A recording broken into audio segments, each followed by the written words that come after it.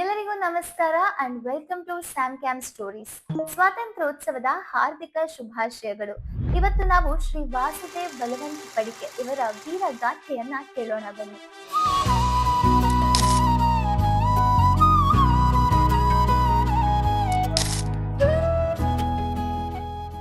ರೈತರು, ಕಾರ್ಮಿಕರು ಮತ್ತು ಸಾಮಾನ್ಯ ಜನರನ್ನ ಒಗ್ಗೂಡಿಸಿ ಬ್ರಿಟಿಷರ ವಿರುದ್ಧ ಸಶಸ್ತ್ರ ಹೋರಾಟವನ್ನ ಪ್ರಾರಂಭಿಸಿ ತಮ್ಮ ಹೋರಾಟದ ಕಿಚ್ಚಿನಿಂದ ಬ್ರಿಟಿಷ್ ಸರ್ಕಾರವನ್ನ ಬೆಚ್ಚಿ ಬೀಳಿಸಿದ ಮಹಾನ್ ವೀರ.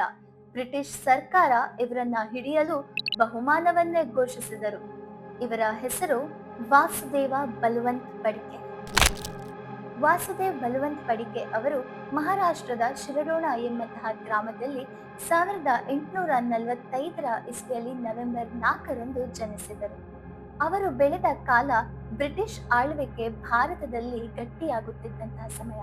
ತಮ್ಮ ಬಾಲ್ಯದಿಂದಲೇ ಬ್ರಿಟಿಷ್ ಆಡಳಿತದ ಪರಿಣಾಮವನ್ನು ಸಾಮಾನ್ಯ ಭಾರತೀಯರ ಮೇಲೆ ಕಂಡು ಬೆಳೆದಂತಹ ಬಲವಂತ್ ಪಡಿಕೆ ಅವರು ಸಾಮಾನ್ಯ ಭಾರತೀಯರು, ವಿಶೇಷವಾಗಿ ರೈತರ ಮೇಲೆ ಭಾರಿ ತೆರಿಗೆ, ಹಸಿವು, ಸಾಲ ಮತ್ತು ಬ್ರಿಟಿಷರ ಕಠಿಣ ಆಡಳಿತವನ್ನ ನೋಡಿ ಬೆಳೆದಿದ್ದರು. ಇದೆಲ್ಲವೂ ಕೂಡ ಅವರ ಮನಸ್ಸಿನಲ್ಲಿ ಅಸಮಾಧಾನವನ್ನ ಉಂಟು ಮಾಡಿತು. ಇದೇ ರೀತಿ ತಮ್ಮ ಬಾಲ್ಯವನ್ನ ಬ್ರಿಟಿಷ್ ಆಡಳಿತದ ಪರಿಸ್ಥಿತಿಗಳನ್ನ ನೋಡ್ತಾ ಬೆಳೆದಂತಹ ಪಡಿಕೆ ಅವರು ಪುಣೆಯಲ್ಲಿ ಸರ್ಕಾರಿ ಉದ್ಯೋಗದಲ್ಲಿರ್ತಾರೆ. ಆದರೆ ಅವರ ಜೀವನದಲ್ಲಿ ನಡೆದಂತಹ ಈ ಒಂದು ಘಟನೆ ತಮ್ಮ ಇಡೀ ಜೀವನದ ದಿಕ್ಕನ್ನೇ ಬದಲಾಯಿಸುತ್ತದೆ. ಪಡಿಕೆ ಅವರ ತಾಯಿ ಅನಾರೋಗ್ಯಕ್ಕೆ ಒಳಗಾದಾಗ ಅವರನ್ನ ನೋಡ್ಬೇಕೆಂಬಂತಹ ಇಚ್ಛೆಯಿಂದ ರಜೆಗೆ ಅರ್ಜಿಯನ್ನ ಸಲ್ಲಿಸಿದರು. ಆದರೆ ಅವರಿಗೆ ಅನುಮತಿ ಸಿಗಲಿಲ್ಲ.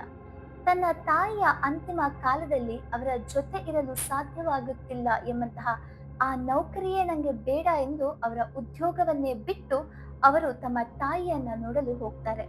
ಆದರೆ ಅವರು ಹೋಗುವಷ್ಟರಲ್ಲಿ ತಮ್ಮ ತಾಯಿಯ ನಿಧನದ ಸುದ್ದಿ ಮಾತ್ರ ಸಿಗುತ್ತದೆ. ಈ ಒಂದು ಘಟನೆ ಪಡಿಕೆ ಅವರ ಮನಸ್ಸಿನಲ್ಲಿ ಆಳವಾದ ಪರಿಣಾಮ ಬೀರಿತು. ಆ ಸಂದರ್ಭದಲ್ಲಿ ಅವರಿಗೆ ಒಂದು ಪ್ರಶ್ನೆ ಕಾಡತೊಡಗಿತು. ನಮ್ಮದೇ ದೇಶದಲ್ಲಿ ನಮ್ಮದೇ ತಾಯಿಯ ನೋಡಲು ಹೋಗಲು ನಮಗೆ ಸ್ವಾತಂತ್ರ್ಯ ಇಲ್ಲವೇ? ಇದು ಕೇವಲ ಒಬ್ಬ ಮಗನ ನೋವಾಗಿರಲಿಲ್ಲ. ಈ ವೈಯಕ್ತಿಕ ನೋವು ಈಗ ದೇಶದ ನೋವಿನೊಂದಿಗೆ ಬೆರೆತು ಒಬ್ಬ ದೇಶಭಕ್ತನ ಮನಸ್ಸಿನಲ್ಲಿ ಹುಟ್ಟುತ್ತಿದ್ದ ಕ್ರಾಂತಿಯ ಬೀಜವಾಗಿತ್ತು. 1870ರ ದಶಕದಲ್ಲಿ ಮಹಾರಾಷ್ಟ್ರದ ಗ್ರಾಮೀಣ ಪ್ರದೇಶಗಳಲ್ಲಿ ಭೀಕರ ಬರಗಾಲ ಉಂಟಾಯಿತು. ರೈತರು ಹಸಿವಿನಿಂದ ಬಳಲುತ್ತಿದ್ದರು. ಆದರೆ ತೆರಿಗೆ ಮಾತ್ರ ನಿಲ್ಲಲಿಲ್ಲ. ಜನರ ಬಳಿ ಊಟಕ್ಕೆ ಹಣವಿರಲಿಲ್ಲ. ಆದರೆ ಬ್ರಿಟಿಷ್ ಸರ್ಕಾರಕ್ಕೆ ತೆರಿಗೆ ಕೊಡಲೇಬೇಕಾಗಿತ್ತು. ಈ ಪರಿಸ್ಥಿತಿಗಳನ್ನ ಅತ್ಯಂತ ಹತ್ತಿರದಿಂದ ನೋಡಿದಂತಹ ಪಡಿಕೆ ಅವರಿಗೆ ಒಂದು ಮಾತ್ರ ಸ್ಪಷ್ಟವಾಯಿತು. ಬ್ರಿಟಿಷರು ಮನವಿ ಮಾಡಿದ ಕೂಡಲೇ ನಮ್ಮ ಭಾರತ ದೇಶವನ್ನ ಬಿಟ್ಟು ಹೋಗುವವರಲ್ಲ. ಆದ್ದರಿಂದ ಅವರು ಒಂದು ದೊಡ್ಡ ನಿರ್ಧಾರವನ್ನ ತೆಗೆದುಕೊಳ್ಳಬೇಕಾಯಿತು. ಅದುವೇ ಸಶಸ್ತ್ರ ಕ್ರಾಂತಿ. ಬಲವಂತ ಪಡಿಕೆ ಅವರು ಸಾಮಾನ್ಯ ಜನರನ್ನ ಸಂಘಟಿಸಲು ಪ್ರಾರಂಭಿಸಿದರು.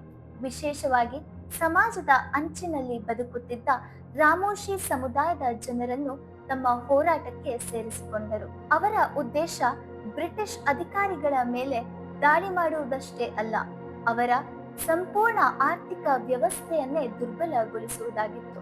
ಅವರು ತಮ್ಮ ತಂಡದೊಂದಿಗೆ ಬ್ರಿಟಿಷ್ ಆಡಳಿತಕ್ಕೆ ಸಂಬಂಧಪಟ್ಟಂತಹ ಖಜಾನೆಗಳು ಮತ್ತು ಶ್ರೀಮಂತರ ಸಂಪತ್ತನ್ನು ದಾಳಿ ಮಾಡುತ್ತಿದ್ದರು. ಆದರೆ ಇಲ್ಲೊಂದು ವಿಶೇಷತೆ ಇದೆ. ಹೀಗೆ ಗಳಿಸಿದ ಸಂಪನ್ಮೂಲಗಳು ಕೇವಲ ಬ್ರಿಟಿಷರ ವಿರುದ್ಧ ಹೋರಾಡಲು ಮತ್ತು ಬಡ ಜನರಿಗೆ ನೆರವು ನೀಡಲು ಮಾತ್ರ ಉಪಯೋಗಿಸುತ್ತಿದ್ದರೆ ಹೊರತು ತಮ್ಮ ಸ್ವಂತಕ್ಕಾಗಿ ಒಂದು ಪೈಸೆ ಕೂಡ ಉಪಯೋಗಿಸುತ್ತಿರಲಿಲ್ಲ. ಪಡಿಕೆ ಅವರು ತಮ್ಮ ಹೋರಾಟಕ್ಕೆ ಜನರ ಬೆಂಬಲವನ್ನ ಪಡೆಯಲು ಪ್ರಯತ್ನಿಸಿದರು. ರೈತರು, ಸಾಮಾನ್ಯ ಜನರು ಇವರೆಲ್ಲರ ಸಮಸ್ಯೆಗಳನ್ನ ತಮ್ಮ ಕ್ರಾಂತಿಯ ಕೇಂದ್ರವನ್ನಾಗಿಸಿ ಮಹಾರಾಷ್ಟ್ರದ ಹಲವು ಪ್ರದೇಶಗಳಲ್ಲಿ ಬ್ರಿಟಿಷ್ ಸರ್ಕಾರದ ವ್ಯವಸ್ಥೆಯ ವಿರುದ್ಧ ಹಲವು ಜನರು ದಂಗೆ ಎದ್ದು ದಾಳಿ ಮಾಡಿದರು. ಇದರಿಂದ ಬ್ರಿಟಿಷ್ ಸರ್ಕಾರ ಎಚ್ಚೆತ್ತುಕೊಂಡಿತು. ಒಬ್ಬ ವ್ಯಕ್ತಿಯ ನೇತೃತ್ವದಲ್ಲಿ ಇಷ್ಟೊಂದು ಜನರು ಬ್ರಿಟಿಷ್ ಸರ್ಕಾರದ ವಿರುದ್ಧ ಬಂಡಾಯ ಎಬ್ಬಿಸಿ ದಾಳಿ ಮಾಡ್ತಾ ಇರುವಂತದ್ದು ಬ್ರಿಟಿಷ್ ಸರ್ಕಾರಕ್ಕೆ ಅಪಾಯದ ಮುನ್ಸೂಚನೆ ಆಗಿತ್ತು. ವಾಸುದೇವ ಬಲವಂತ ಪಡಿಕೆ ಇದೀಗ ಬ್ರಿಟಿಷರ ಪ್ರಮುಖ ಗುರಿಯಾಗಿದ್ದರು. ಅವರನ್ನ ಹಿಡಿಯಲು ಬ್ರಿಟಿಷರು ತಮ್ಮ ಬೇಟೆಯನ್ನ ಪ್ರಾರಂಭಿಸಿದರು. ಪಡಿಕೆ ಅವರು ನಿರಂತರವಾಗಿ ತಮ್ಮ ಸ್ಥಳವನ್ನ ಬದಲಾಯಿಸ್ತಾ ಇದ್ರು. ಹಗಲು ಅಡಗಿ ರಾತ್ರಿ ಪ್ರಯಾಣ ಮಾಡಿ ತಮ್ಮ ಬೆಂಬಲಿಗರೊಂದಿಗೆ ಮುಂದುವರಿಯುತ್ತಾ ಇದ್ರು. ಆದರೆ ಬಿಡುವಿಲ್ಲದ ಓಡಾಟ, ನಿರಂತರ ಹೋರಾಟ ಮತ್ತು ದೇಹದ ಮೇಲಾದ ಆಯಾಸ ಇವರನ್ನ ದಿನದಿಂದ ದಿನಕ್ಕೆ ದುರ್ಬಲಗೊಳಿಸಿತು. ಒಂದು ರಾತ್ರಿ ಪಡ್ಕೆ ಅವರು ದೇವರ್ ನವಡಗಿ ಗ್ರಾಮದ ದೇವಿ ದೇವಸ್ಥಾನವನ್ನ ತಲುಪಿದರು. ರಾತ್ರಿ ಆವರಿಸಿತ್ತು. ಸುತ್ತಮುತ್ತ ಮೌನ. ದೇವಸ್ಥಾನದ ಒಳಗೆ ದಿನಗಳ ಕಾಲದ ಹೋರಾಟದಿಂದ ಬಳಲಿದ ಪಡ್ಕೆ ಅವರು ವಿಶ್ರಾಂತಿ ಪಡೆಯಲು ಮಲಗಿದ್ದರು. ಅವರಿಗೆ ತಿಳಿದಿರಲಿಲ್ಲ, ಅಂದು ಆ ರಾತ್ರಿ ಬ್ರಿಟಿಷರ ಬೇಟೆಯ ಅಂತಿಮ ಅಧ್ಯಾಯ ಪ್ರಾರಂಭ ಆಗಿತ್ತು. ದೂರದಲ್ಲಿ ಮೇಜರ್ ಡೇನಿಯಲ್ ನೇತೃತ್ವದ ಪಡೆ ಮುಂದೆ ಸಾಗುತ್ತಿತ್ತು. ಅವರ ಗುರಿ ಒಂದೇ, ವಾಸುದೇವ್ ಬಲವಂತ್ ಪಡಿಕೆ.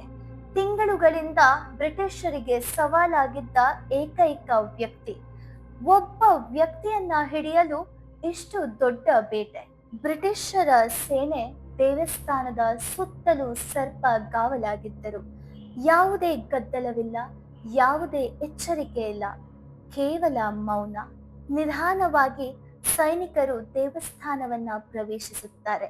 ಅಲ್ಲಿ ಒಂದು ಮೂಲೆಯಲ್ಲಿ ಪಡ್ಕೆ ಅವರು ನಿದ್ರಿಸುತ್ತಿದ್ದರು.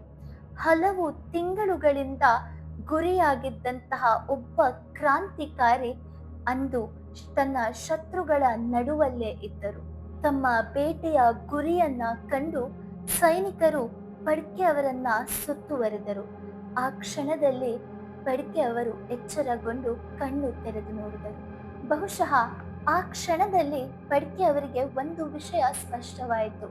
ಓಡಲು ದಾರಿ ಇರಲಿಲ್ಲ, ಆದರೆ ಅವರು ಇಷ್ಟು ದಿನ ಬ್ರಿಟಿಷರಿಗೆ ಹೆದರಿರಲಿಲ್ಲ. ಹಾಗೆ ಆ ಕ್ಷಣದಲ್ಲೂ ಕೂಡ ತಮ್ಮ ಹೋರಾಟವನ್ನ ತ್ಯಜಿಸಲಿಲ್ಲ. ಆದರೆ ಅದು ಅವರ ಸೋಲಾಗಿರಲಿಲ್ಲ, ಅವರ ತ್ಯಾಗದ ಕಥೆಯ ಮುಂದಿನ ಅಧ್ಯಾಯಕ್ಕೆ ಆರಂಭವಾಗಿತ್ತು. ಅಲ್ಲಿಂದ ಅವರನ್ನ ಬ್ರಿಟಿಷರ ವಶಕ್ಕೆ ಪಡೆದು ನ್ಯಾಯಾಲಯದ ವಿಚಾರಣೆಗೆ ಕರೆದೊಯ್ಯಲಾಯಿತು. ಆದರೆ ಅಂದಿನ ಬ್ರಿಟಿಷ್ ಸರ್ಕಾರ ಅವರನ್ನ ದೇಶದ್ರೋಹಿ ಎಂದು ಪರಿಗಣಿಸಿ ಅವರಿಗೆ ಶಿಕ್ಷೆಯನ್ನ ವಿಧಿಸಿ ಸಾವಿರಾರು ಕಿಲೋಮೀಟರ್ ದೂರದ ಒಮಾನ್ನ ಜೈಲಿನಲ್ಲಿ ಬಂದಿಯಾಗಿಸುತ್ತಾರೆ. ಅಲ್ಲಿ ಕಠಿಣ ಪರಿಸ್ಥಿತಿಗಳಿಗೆ ಒಳಗೊಂಡರೂ ಕೂಡ ಅವರ ಮನಸ್ಸಿನಲ್ಲಿ ಇದ್ದ ಸ್ವಾತಂತ್ರ್ಯದ ಕನಸು ಮಾತ್ರ ಬಂದಿಯಾಗಲಿಲ್ಲ. ತನ್ನ ದೇಶದಿಂದ ಸಾವಿರಾರು ಕಿಲೋಮೀಟರ್ ದೂರದ ಒಮಾನ್ನ ಜೈಲಿನಲ್ಲಿ ಬಂದಿಯಾದರೂ ಕೂಡ ಪಡ್ಕೆ ಅವರು ಸೋಲನ್ನೊಪ್ಪಲಿಲ್ಲ. ಅವರು ಜೈಲಿನ ಗೋಡೆಗಳನ್ನ ಏರಿ ತಪ್ಪಿಸಿಕೊಳ್ಳುವ ಪ್ರಯತ್ನವನ್ನ ಮಾಡಿದರು. ಆದರೆ ಮತ್ತೊಮ್ಮೆ ಬಂಧಿಸಲ್ಪಟ್ಟರು. ಆದರೆ ಇಲ್ಲಿ ಬ್ರಿಟಿಷರ ಅತಿ ದೊಡ್ಡ ಸೋಲು ಏನಂತ ಕೇಳ್ತೀರಾ?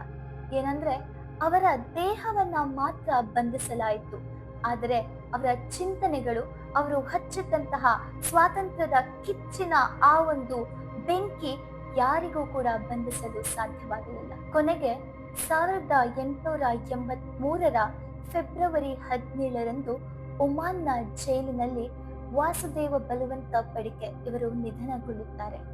ಆ ದಿನದಂದು ಅವರ ವಯಸ್ಸು ಎಷ್ಟು ಗೊತ್ತಾ? ಕೇವಲ 37 ವರ್ಷ. ವಾಸುದೇವ ಬಲವಂತ ಪಡಿಕೆ ಅವರ ಹೋರಾಟ ತಕ್ಷಣವೇ ಭಾರತಕ್ಕೆ ಸ್ವಾತಂತ್ರ್ಯವನ್ನ ತಂದುಕೊಡಲಿಲ್ಲ. ಅವರ ಕ್ರಾಂತಿ ಯಶಸ್ವಿ ಆಗಲಿಲ್ಲ.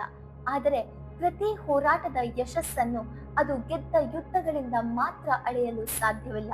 ಕೆಲವು ಹೋರಾಟಗಳು ತಮ್ಮ ಮುಂದಿನ ಪೀಳಿಗೆಗಳಿಗೆ ದಾರಿ ತೋರಿಸುತ್ತವೆ. ಪಡ್ಕೆ ಅವರ ಸಶಸ್ತ್ರ ಹೋರಾಟವು ಮುಂದಿನ ಕ್ರಾಂತಿಕಾರಿ ಚಳುವಳಿಗಳಿಗೆ ಒಂದು ರೀತಿಯ ಪ್ರೇರಣೆಯಾಗಿತ್ತು.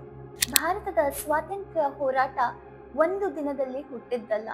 ಅದರ ಹಿಂದೆ ಸಾವಿರಾರು ಜನರ ನೋವಿತ್ತು, ನೂರಾರು ಜನರ ತ್ಯಾಗವಿತ್ತು ಮತ್ತು ಕೆಲವೊಮ್ಮೆ ಇತಿಹಾಸದ ಪುಟಗಳಲ್ಲಿ ಮರೆತು ಹೋದಂತಹ ಇಂಥ ವೀರ ಯೋಧರ ಹೆಸರಿತ್ತು. ವಾಸುದೇವ ಬಲವಂತ ಪಡ್ಕೆ ಅವರು ಒಬ್ಬ ಸಾಮಾನ್ಯ ಸರ್ಕಾರ ನೌಕರನಿಂದ ಕ್ರಾಂತಿಕಾರಿಯಾಗಿ, ಹೋರಾಟಗಾರನಾಗಿ, ಕೊನೆಗೆ ದೇಶದ ಸ್ವತಂತ್ರಕ್ಕಾಗಿ ತಮ್ಮ ಜೀವವನ್ನೇ ಅರ್ಪಿಸಿದ ಮಹಾನ್ ವೀರರಾದರು.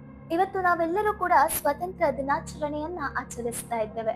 ಈ ಸ್ವತಂತ್ರ ದಿನಾಚರಣೆಯಂದು ನಮಗೆ ಸಿಕ್ಕಿರುವಂತಹ ಸ್ವತಂತ್ರದ ಬೆಲೆಯನ್ನ ತಂದುಕೊಟ್ಟಂತಹ ಇಂಥ ವೀರ ಯೋಧರನ್ನ ನಾವು ಸ್ಮರಿಸೋಣ, ನೆನೆಸೋಣ ಮತ್ತು ಅವರಿಗೆ ಗೌರವವನ್ನ ಸಮರ್ಪಿಸೋಣ. ಈ ಸ್ಮರಣೆ, ಈ ಗೌರವ ಸಮರ್ಪಣೆ ಕೇವಲ ಈ ಒಂದು ದಿನಕ್ಕೆ ಸೀಮಿತವಾಗಿರಬಾರದು. ಯಾಕಂತ ಹೇಳಿದ್ರೆ ಇವತ್ತು ನಾವು ಸ್ವತಂತ್ರವಾಗಿ ಯೋಚಿಸುತ್ತೇವೆ, ಸ್ವತಂತ್ರವಾಗಿ ಮಾತನಾಡುತ್ತೇವೆ, ಸ್ವತಂತ್ರವಾಗಿ ಕನಸುಗಳನ್ನ ಕಾಣುತ್ತೇವೆ, ಸ್ವತಂತ್ರವಾಗಿ ನಮ್ಮ ಜೀವನವನ್ನ ನಡೆಸುತ್ತಿದ್ದೇವೆ ಅಂತ ಹೇಳಿದ್ರೆ ಅದಕ್ಕೆ ಈ ವೀರ ಯೋಧರು ಮಾಡಿದಂತಹ ತ್ಯಾಗವೇ ಕಾರಣ. ಈ ಸ್ವಾತಂತ್ರ್ಯಕ್ಕೆ ಸಾರ್ಥಕತೆಯನ್ನ ತಂದುಕೊಡುವಂತಹ ಜವಾಬ್ದಾರಿ ನಮ್ಮ ಈ ಪೀಳಿಗೆ ಮೇಲಿದೆ.